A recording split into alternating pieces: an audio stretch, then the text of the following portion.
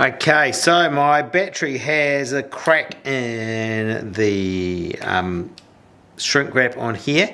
So I have been told to use this marine grade flexible sealer to stick into there, and then just use painter's tape because it's nice and thin to seal it all together. So let's give this a try. So I'm going to peel that open a little bit. Actually, let's just pump through this sealer here.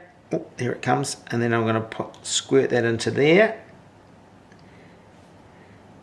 Of course, I didn't put gloves on before I started this process, so let's just get that in there nice and squeezed in.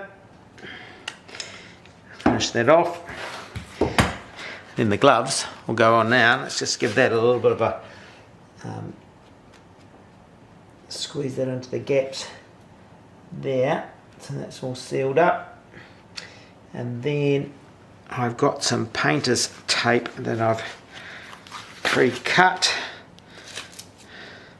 he says. So what I'm going to do is I'm just going to stick that down there, pop that like that, he says, hopefully, and then I'm just going to bring that over the top and try and seal that up nice and tight like that. And then let's just do another piece around here as well to make sure that's nice and flat and sealed.